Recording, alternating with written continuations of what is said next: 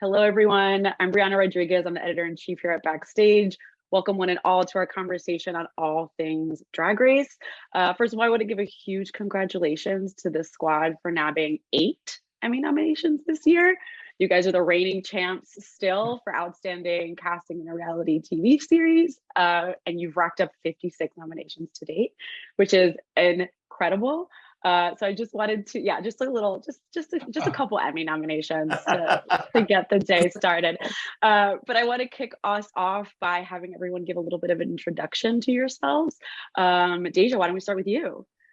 Hey, you guys, my name is Deja Sky. I am old as fuck. No, I'm not old, actually. But I'm thick, curvaceous, colorful, and I was on season 14 of RuPaul's Drag Race.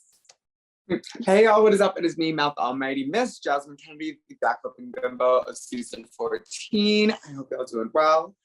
I'm feeling lovely today. Hi everybody, my name is Angeria Paris Van Michaels, but y'all can call me Angie, and I'm from season 14 of RuPaul's Drag Race. Mine's not going to be as fun as yours.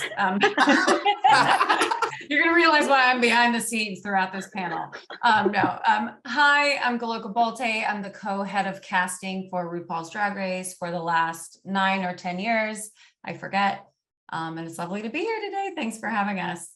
And I'm Ethan Peterson. I'm the other co-head of casting of RuPaul's Drag Race. And Galoka and I have been doing Drag Race since season 6. So I think it is 9 years, I think. Don't make me do math. I know. Incredible. It's like a decade. It's so nearly a decade of casting this show, which is so amazing. I mean, just to start us off, I mean, for each of you, this question's for each of you. You guys are your fans, your contestants, your casting directors. What do you feel has led to the widespread embrace and reverence for the show? Because I mean, it's absolutely exploded and it's incredible. And I would love to hear from you guys why you think that is. I mean, for me, watching the show all these years, RuPaul's Drag Race, it truly celebrates the tenacity of the human spirit. You know, whether in drag, out of drag, it doesn't matter. Our queens go on the show and they're sharing their stories, they're entertaining the world, and it's fun to watch. It's funny, it's emotional, it's inspiring. You know, we have the queens change every season, and what's great about the show is and I'm a little biased because I cast it, but the crop of queens, it kind of reinvents the show every single season. And that's what kind of makes it so special and great, because you always see things you haven't seen before and you hear stories that you haven't heard before too. So I would love to hear more from each of you again. Yes. This is a question for everyone. No. It's like, yeah, Deja, we're just jet lag. We're just in the list. The question's for everyone. I would like to hear from all of you. I mean, again, you guys have been, either watching the show or been on the show. So I would love to hear, what your perspective is.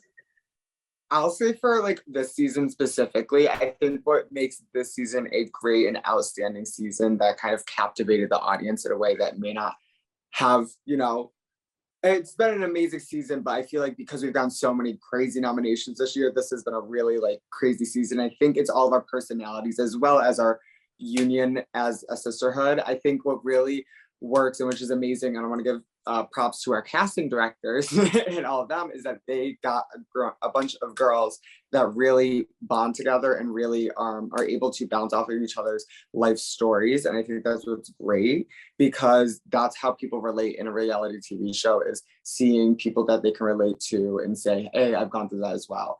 And I think this season was really good at being able to tell life stories and encompassing the entire queer community with it. Yeah, I can. Go ahead, Angie.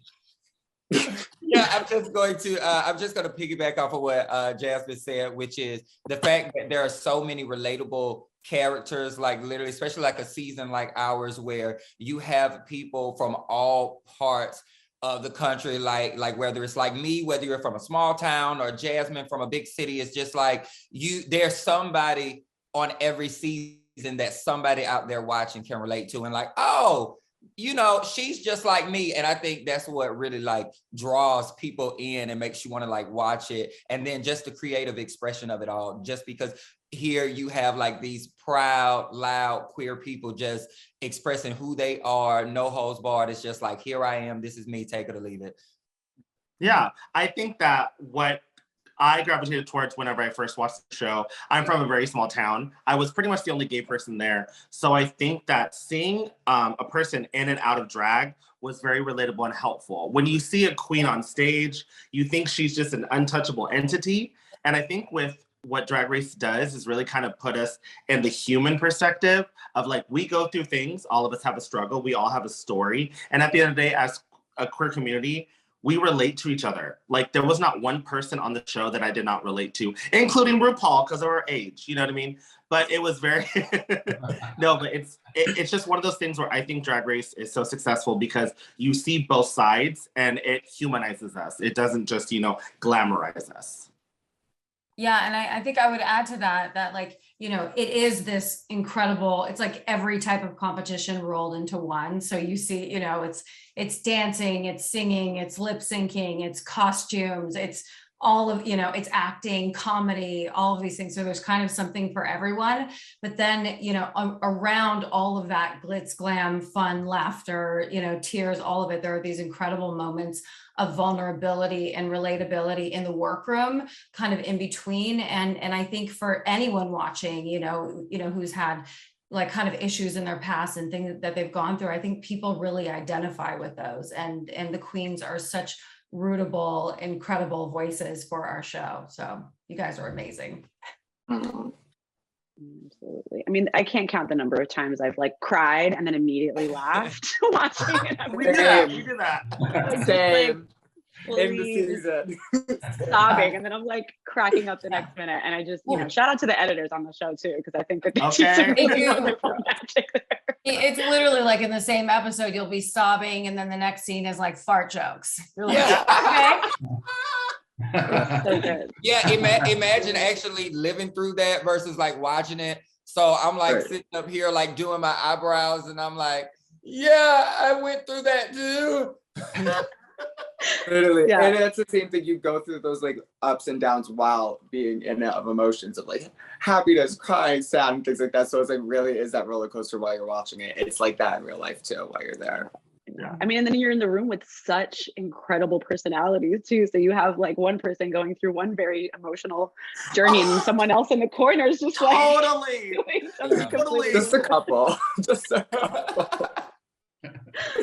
Which I love. But this question's for the queens. Obviously, I can probably safely assume that you guys watched the show before you decided to audition.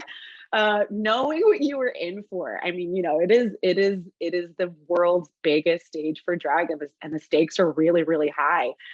So what I want to hear from each of you, what pushed you to actually decide to put that self-tape together and go, you know what, I'm gonna do it? I know for me. No, you know what? You take it this time. So thank you so much, Miss Angie. So I said this on the show, but the pandemic did so many horrible things to this world. The world is not the same. However, the pandemic really did push me to put in a tape because I was very comfortable in my scene. I was one of the top people in my scene. So I was very just like, I'm good, I don't need the show, blah, blah, blah, blah. But once everything is closed down and you start looking around and being like, I don't get to do what I love to do anymore. I don't have anything but time. You might as well put in a tape. And it's crazy to me that if the pandemic didn't have happened, I wouldn't have been on season 14 because I wouldn't have put in a tape. And I think that I didn't put in a tape just to put in a tape. I think because I had so much time, I was like, you know what? I'm going to make this the best tape I ever did because it was my third time auditioning. So I was like, I'm going to make this the best tape I ever did. And then look at it. Hello. Good morning. Go, Angie. I think for me, because I had been asked like by every person that found out that I did drag, like I'd be like, I do drag. And then they go, do you want to be on Drag Race? And I was like, don't think I'm ready because I've been watching since season 1. So for me to wait all the way to the 14th season to say, hey, I'm finally going to put a tape in, it was just more so at that point going, okay, now I finally feel like I'm ready. Like I feel like, you know, I got sewing skills under my belt. My makeup is where I want it to be. My performance ability is where I want it to be. Like all these things matter. And then I had like a lot of people in my corner at that moment who were pushing me. For example, like one of my drag daughters actually put in a tape with me, and we helped each other out, and we auditioned at the same time. So that was like a real big like driving force for me. Like, okay, you're gonna do it. Okay, I'll put it in if you put one in too, and then we just did it together. So the reason I think I did that year was, yet again, there was a pandemic going on, but the year before, when I actually was 20, when I auditioned my first time. I wasn't allowed to, but I was like, everyone around me, I was living in New York City at the time, was like, oh, I'm auditioning. Are you auditioning? What's happening? Like, everybody in New York City is very competitive when it comes to auditioning in Drag Race. So I just like felt kind of pressured that year to be like, oh, well, I'm a New York City girl, I gotta audition. But I was just like, I knew that one wasn't gonna like stick. Also, I wasn't old enough. But when I did it during the pandemic, I just did it by myself in my drag room, had my partner film for me up on the roof of our apartment for like my runways. And I just kind of felt more relaxed with it. I didn't feel pressured because I wasn't performing at that time. I didn't have any peer opinion of how to do a tape or things like that. And I just kind of went with the flow, and it worked out. So can't complain. I love that. And I love the like sense of, you know, like the community that you guys build around putting these tapes together, and just like, oh yeah, getting, you know, hearing from who else is auditioning, or, you know, enlisting friends to help. I think that's so important to be able to, you know, get yourself across the finish line.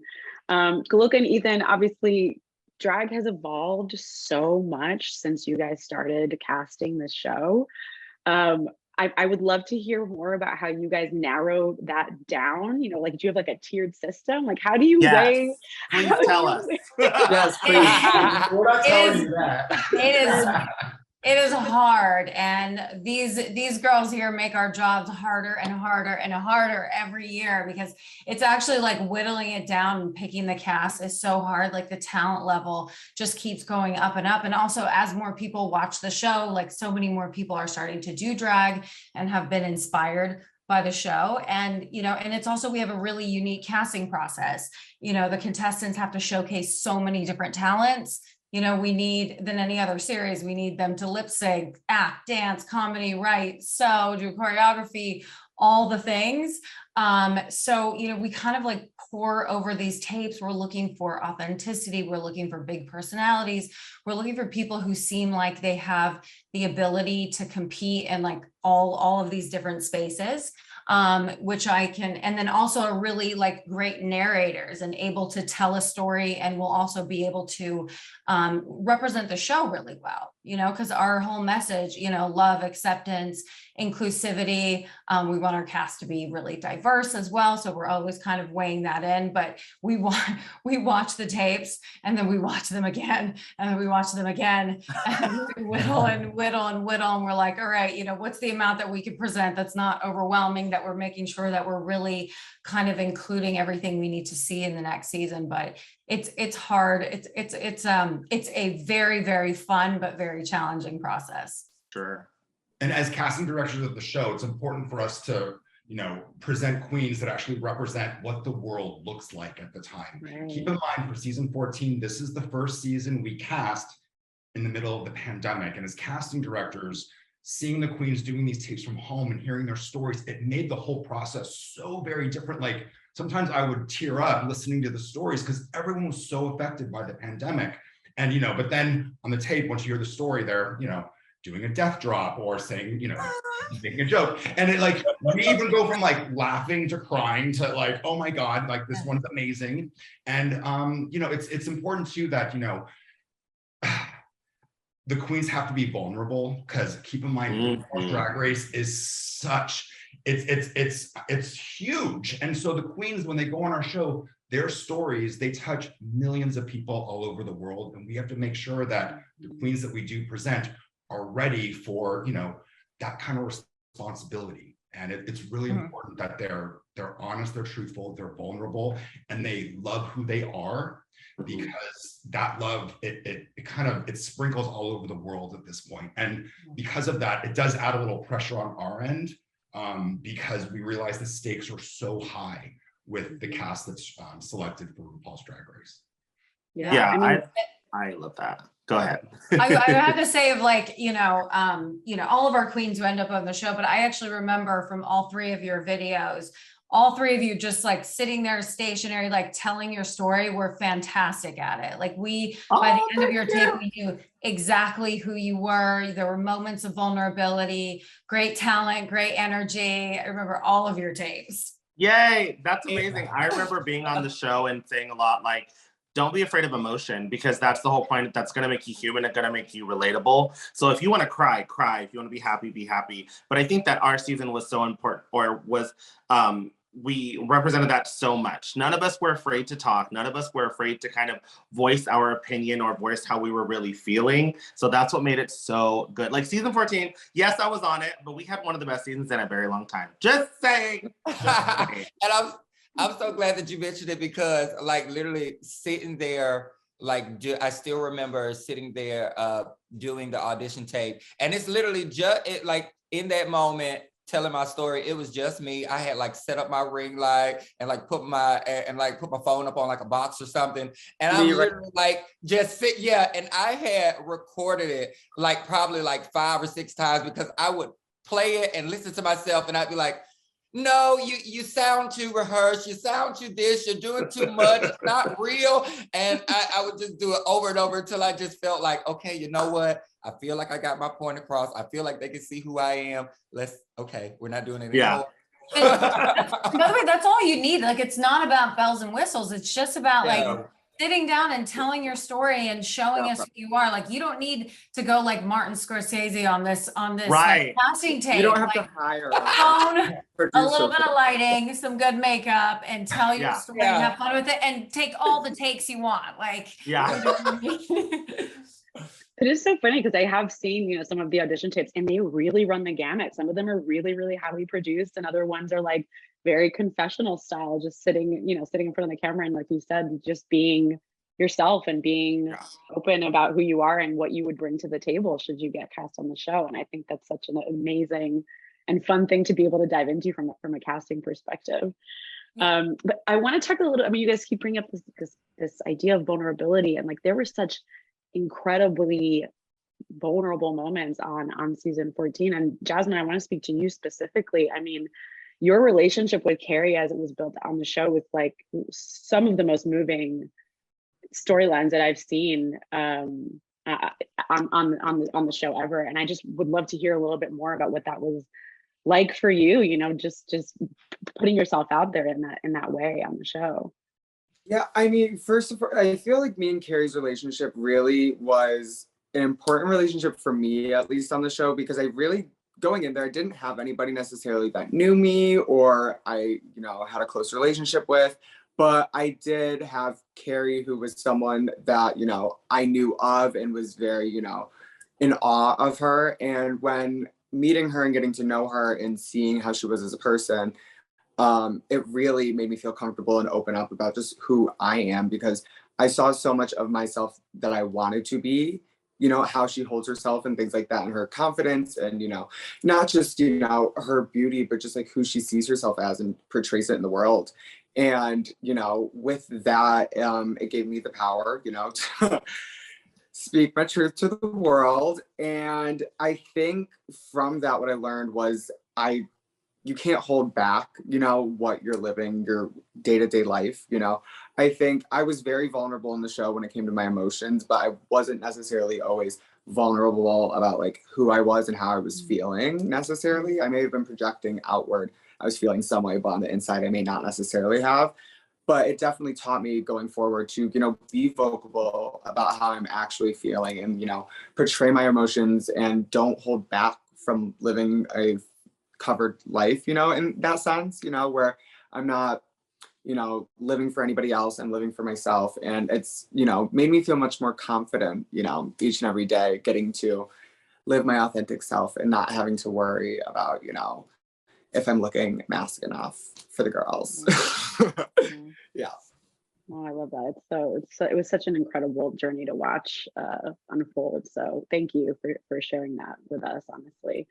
I mean, I think it's true for anyone who goes on the show. Your life is not the same afterward. You know what I mean? And for Ethan and Goloka, you guys are, you know, that you're about to launch someone's career really fully. I mean, contestants go on, they get TV shows, they get spreads, they go on tour, they're in Vegas, they get makeup lines, merch, motels, even. Like it really it really runs. You know, you were launching people's careers. But I mean, and anyone who wants to take this question, but what advice do you all have for someone who thinks that they're ready not only for the show but for the aftermath of the show? And I think that's something that's really key as well. So what do you guys have to say to those folks, you know, who are thinking about that journey as a holistic experience? I think for me personally, I would say to them, make sure that you are like ready to handle it all across the board. We're talking physically, emotionally, mentally, all of that, especially mentally. Like, let's make sure that you're able, because we all know that while the fandom and everything could come with so much love and light and positivity, it can also come with negativity at times as well. So you just want to make sure that you are equipped for that type of thing emotionally and mentally, because you know, it could either make or break you sometimes. I think it takes a very strong person, but it also comes with, like I said, a lot of love, a lot of positivity. You get so much positive feedback from people that you've never met before. So I just think it's something that you definitely have to sit yourself down and say, hey, I'm about to be on national TV in front of the world. Okay, it's not just, oh, I'm about to go, you know, do the gig, girl. No, ma'am, you're doing it in front of everyone across the world. Like, it's not just the US anymore. Like, this is a global thing now. So everybody all across the world is going to watch you do your thing. So I think it's really important to make sure that you are like in that good headspace before you walk into like any of that, because it's really going to change you for the rest of your life. Like, my life hasn't been the same, and I'm sure Jasmine and Deja can agree with it. It definitely takes your life that you have every day before the show and it turns it upside down in the best way. Mm-hmm. Yeah, I think it definitely comes with a responsibility, and I know that a lot of people don't really understand that, but you are a role model to so many people now. You're not just in a club dancing around, you know, getting drunk and being that, like, you really have a responsibility, and knowing that so many people look up to you and so many people relate to you. And especially, I want to say this, I think that, you know how they say never meet your idols? People are meeting their idols all the time. So you have to kind of live in a positive space, and that's a responsibility when someone sees you in and out of drag, or you know, at a bar, at an airport. I think it's one of those things that a lot of people will kind of like take advantage of and not really understand that, you know, someone's meeting you for the first time. Give them your positive, give them your, oh my God, like this person could be in love with you. This person could like literally worship you, and make sure that, you know, your responsibility is to make them feel special and make them feel like you're looking up to me for a reason, you know? Did that make sense? I don't know if that made sense. Did that make sense? Yeah. I just ramble sometimes. I'm sorry. No, I love it. I mean, no, I'm saying I love that you said that, because it is a huge, you know, you are a role model, and you never know what sort of young person is watching the show that's struggling with something at home, and you're literally like that person that's given them hope and made them feel confident to be their true authentic selves, and you can have had a huge impact on that person's life. So I love that you're kind of looking at it with that responsibility. And I also want to say, like, for people who work on the show, like, we're so grateful that all of you, like, queens who appear on it are like so brave, and you come on it just ready to be so open and vulnerable and share your stories, because that is what makes the show so incredibly magical. It's like those moments that you give us, especially in the workroom, and all the performance, the talent and all that too, but the vulnerability and the opening up and coming out and like all of that is, we're so grateful for you that you share that with us. And I just want to piggyback on what Deja said. for me, it's hearing you say that. That's the quality that we're looking for when we're watching the tapes. The fact that, you know, going on a show like this, that you do have a responsibility to the queer community, to kids, to teenagers, to people that are questioning themselves. Right. And that is so important. And that truly is what kind of separates RuPaul's Drag Race from any other reality show out there. That our queens, they are truly inspiring people. They're making people make better choices in their life. They're giving people hope. And they're making people feel that they're not alone. Yeah. And that is, as I say this all the time, as a gay man, that is my responsibility to make sure that the people that we put out there kind of, you know, send the message of love just like RuPaul does. Yes. All of us, we're all little worker bees of Mama Ru. Let's just be right. Let's be honest. You know, and yeah, so yeah. I definitely think also too, just a thing that like if you're auditioning for this, you also should be ready for, you know, the lack of downtime. I will say that, you know, you are on a hustle and a bustle. I remember with COVID, you know, it was slow and things like that. But I will say, talking to queens from like the last 2 seasons, the work pace is picking up immensely. You know, we are traveling nonstop, and, you know, having, you know, your ritual in terms of like resting, talking to family members, things like that. Like, you need to have a sense of normalcy as well as your work life, because if you don't do that, you're going to kind of like feel worn out once in a while. And, you know, you need to also like worry about like your physicality and your health and things like that. Definitely like work-life balance is, I will say, is the biggest thing that you need to know coming into this. Is it's going to change. So get on your Chris Jenner life. You want to be busy. That is such a good point, because once it gets going, it does not stop. It doesn't. Yeah, no, I really love that you said that, Jasmine, because I think, you know, we, in this conversation, it's so important. We've talked a lot about, you know, the emotional side of what it takes to be on the show, this sort of this vulnerability, you know, the charisma, the uniqueness, the nerve, the talent, all of it. We've talked about it. But I want to get a little bit more tactile as well. You know, I want to hear, you know, from Deja and Jiria, Jasmine, you know, what did you guys do to prepare? Like, what did you know that you're going to have to sew, you know, you're going to have a fashion challenge, you know, you're going to be singing, you know, you're going to be dancing, you know, you're going to be doing Snatch Game. So what did you guys do, like on a preparation level? Like, again, this is a working audience, a working actor audience. Tell us about how you got into that nitty gritty of preparation for the show. Well, I personally sewed about like 90% what I brought. So a lot of my preparation was just sewing day in and day out. I had zero money, like no money at all. So I pretty much had to just like skew my bank account, get fabric and sew. I do think that what I did was, I think Nigeria was kind of the same way with me, is I didn't take acting classes. I was not a theater kid. I didn't do any of that stuff. So I think for me, my preparation was more or less a mental preparation of like, you could possibly be good at this. But I didn't really go into it thinking like, I need to sit down and take an acting course, or I need to sit down and do this. I more or less took it as, this is a learning process as well. Drag Race is a learning process, because you could learn things that you never did. I never even knew that I could hold a note, you know what I mean? And you're going into it being like, oh, snap, I can really do that. So I think that my preparation was more mental, trying to get into it of like, okay, you could possibly be good at this, you could possibly not, and make sure that you're ready to lip sync for your life. So that was my kind of like chill, like that kept me calm, because I was like, okay, I know I can lip sync. So let me at least, you know, do that. Yeah. I think for me, it was like more financial preparation than anything.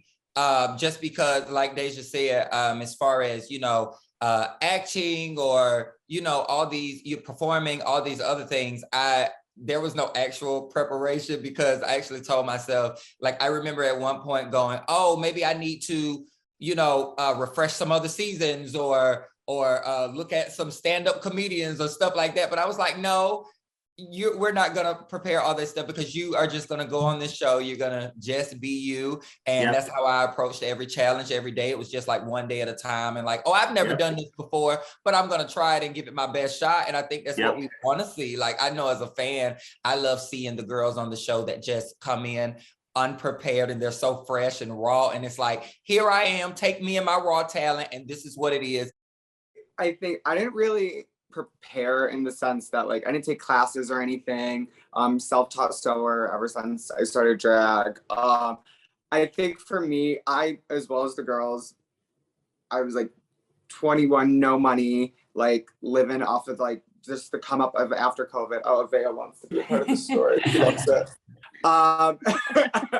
But I essentially kind of contacted as many designers as I could. Some didn't answer. Sometimes I had to have friends message them. It was very interesting. I made maybe 2 or 3 of my outfits. Maybe everything else I would say was designed. My boyfriend and I did the hair though. Majority of my hair was all my boyfriend, either me, or a couple wigs were done by Madeline Hatter. But jewelry was gifted to me by like friends. I had like no jewelry, very like basic jewelry before going to the show.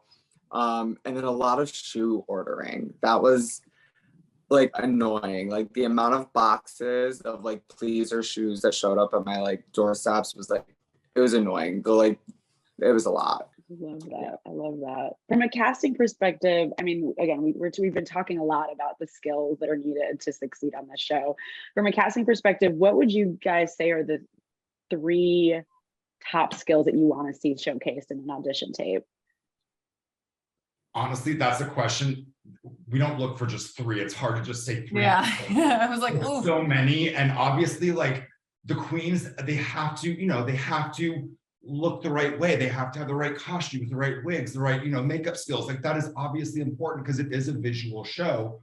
But at the same time, someone might be hilariously funny, but they're not the best actress, so it balances out. So it's hard to say, to give top 3.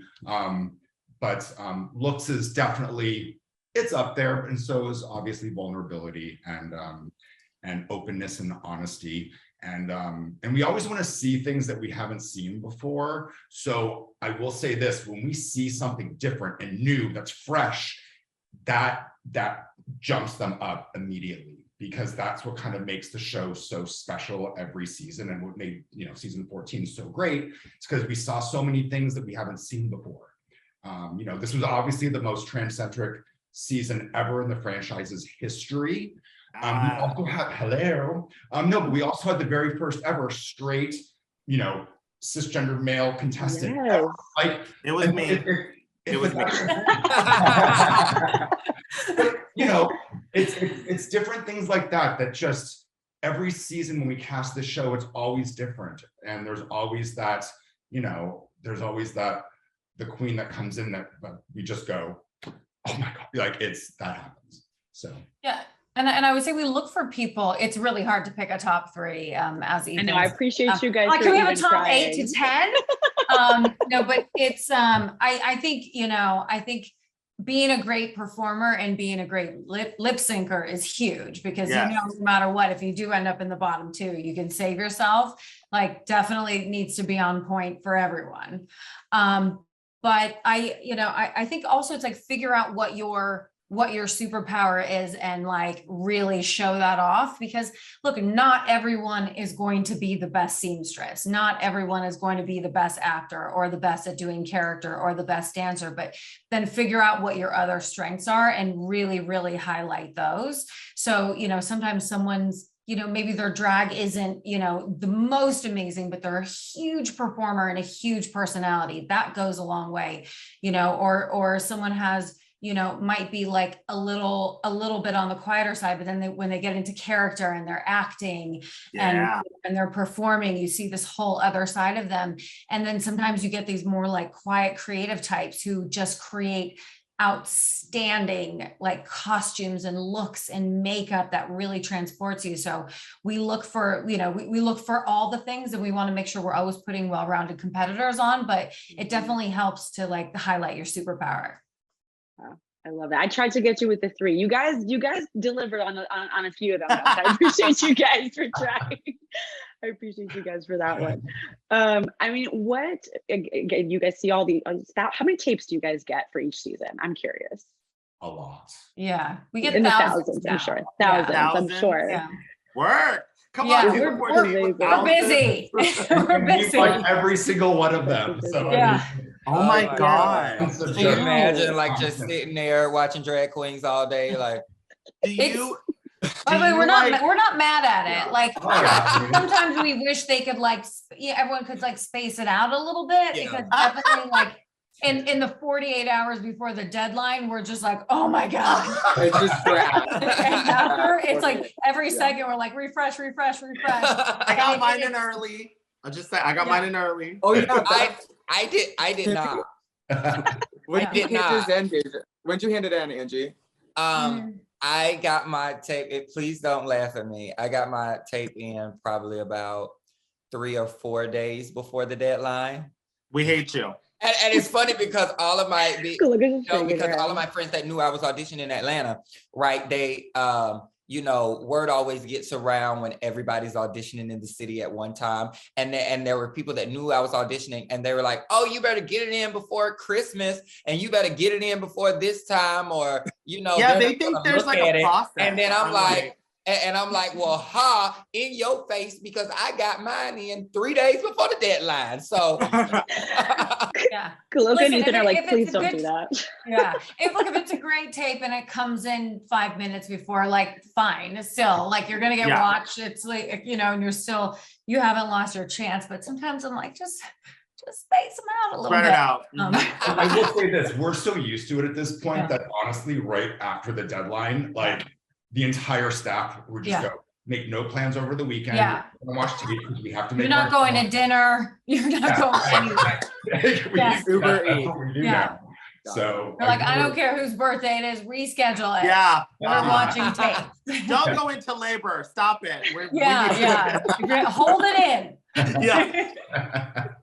No, I mean, but honestly, it's so fun. Like, we talked earlier about like the emotion of watching the show that you're laughing, you're crying, like you're going through this whole roller coaster. Like we're the luckiest people in the world. Me, Ethan, Adam Cook, Michelle Redwine, Frank Melly, our amazing small but mighty team that have been working on the show for years. Like we are so freaking lucky that we get to do this job. So even if we have to watch like 800 videos in 3 days, like whatever, we're going to do it and we're going to love it. Yeah. We might not shower, but we're going to love it. I mean, we got to give the casting directors their flowers. You guys do so much unseen work behind the scenes, and it's incredible what comes on the other side. I was saying that like it's nice to see a face because we just communicated over the phone or email. So it's crazy that we get to see the faces of the people that changed our lives forever. So we thank you. And I'm not speaking just for myself, I'm speaking for the entire cast, that we thank you so much because you obviously saw something in us that sometimes we don't even see in ourselves. And it kind of blossomed out. Like the fact that, because I'm sure you guys can read through BS, right? You guys know when someone's being unauthentic. And I think that was one of the things that I loved about our season was so authentic and no one was trying to put on. Everyone was being themselves. And you guys saw that because it could have easily been that one person that you put in casting. We all be looking like, all right, girl, be yourself. But I didn't have any of that from anyone. Everyone was very authentic. And it's because of you guys really seeing our true potential. So I thank you. Well, and thank you. That's super sweet. And look, you guys are the reason why these nominations happen. It's the queens. Like we're just doing our job and we love what we do, but seeing you guys, from watching the tapes to seeing you blossom on the show and then going on to do incredible things afterwards, like, how proud we are as people. Like it's because of you guys that all this is kind of happening. And so we're so grateful for you for, also like inspiring us and changing our lives too. Oh, yeah, thank you. I know in unscripted TV, like our shows are literally nothing without you. It's not like we get 500 takes for you to have like a genuine conversation with someone. It's real stuff. It's like without like our amazing cast going on and telling their stories and sharing their talent and, giving it all you've got, the show wouldn't be what it is today. And, and then all of the sort of like the great like message that comes from the show and from you sharing your stories and those moments of vulnerability and how that affects other people who watch that. Like you kind of gift us with this experience of, you know, getting to be part of a show that changes people's lives, saves lives, sometimes inspires people. So thank you for that. Drag Race changed my life, I gotta be honest. Did it really? It really did. I mean, we don't have to get into that in front. Yeah, we can talk about that later. But no, Drag Race, very, very close to my heart. And so thank you all for being here today, for sharing yourselves so openly and authentically with everyone who watches. It's really, it's unprecedented, I would say, on television. So thank you for that. I do have to let you guys go soon. So I want to end very quickly. Do we have any sort of final words of wisdom to share, to impart to the Backstage audience that you guys would like to share here? I don't know. Let's say this. People out there Douglas. auditioning. I'll do this. How about this? People out there auditioning, never give up. If you're wanting to make it out there in the world, I think all of us all put our dreams on the front line in terms of our career and our life. And we, somehow made it a reality with the casting and things like that. And being able to be on this platform and being able to show our lives and get to tour the world doing drag has been an amazing experience, and wouldn't change it for the world. And I think, oh my God, all the notifications while I'm trying to do a story. Jesus, I'm so sorry, y'all. Anyway, I digress, but essentially I'm saying love and light and spread world peace. How about Look that? at her. Look at this congeniality. Look at her. I was trying to get so cute, and then I got like 15 notifications on my phone, and I was just like, Jesus. Sorry. I think that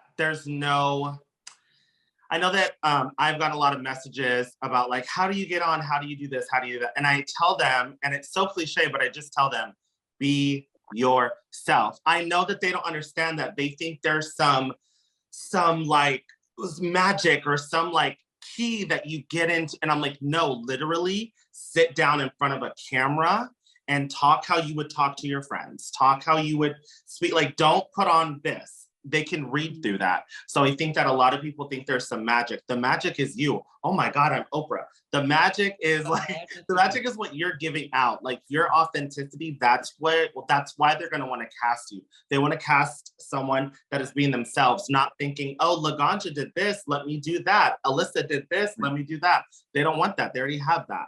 Yeah. So you are the person that they're casting. You are the person that they want. Don't try to be anybody else, be you. Yeah. And just to anybody who's watching, I just want to say thank you.